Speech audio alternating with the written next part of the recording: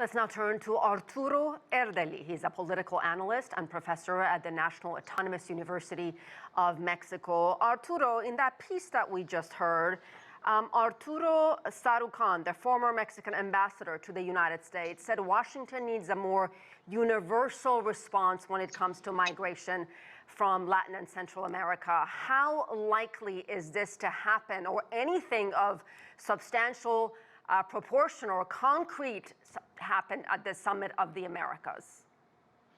Well, in the case of a particular case of Mexico, it's a very particular situation because immigration from and through Mexico has always been a negotiation card for the Mexican government, which usually plays between a weak containment and a suddenly strong but brief containment when the situation goes beyond the usual influx. So nothing particularly new now under López Obrador's presidency. It has been always that way between these two countries, which it plays Mexico the major role in the case of immigration. Okay, I'm not sure if you understood my question. What I was asking you, can we expect anything substantial when it comes to migration to come out of the Summit of the Americas? I really don't think so, because since I mentioned the Mexico role is very important for all the immigration influx. So I think it's more a bilateral thing that has to be dealt with in the case of immigration, in spite of the efforts and sending more money, more investments in Central America, which has been a proposal from Mexico. But the main issues about immigration, I think, will still remain between Mexico and the United States negotiations. And how much of an obstacle is it, if you will, that Mexico's President Obrador is not there? Also, the United States did not invite Cuba, Nicaragua, and Venezuela. Mexico obviously was invited, but chose only to send its foreign minister.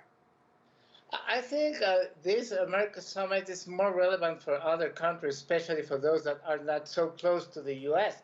But Mexico, I mean, we are neighbors. 80% of Mexican exports go to the U.S. We have huge investments in Mexico, and economically speaking, we are totally dependent on the U.S. economy. So even though López Obrador is not attending the summit, he's sending our foreign minister, and President López Obrador has already announced that he will visit President Biden in July.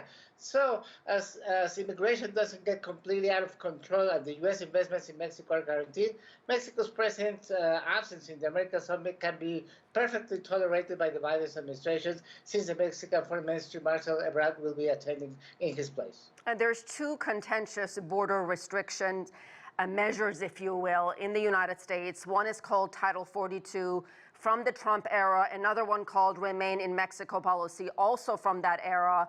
Time after time, I believe, blocked by a Trump-appointed federal judge. Can you talk a little bit about the impact of these restrictions on the lives of thousands of people stranded on the border, just trying to have a new opportunity for a better life in America? What has it meant for them?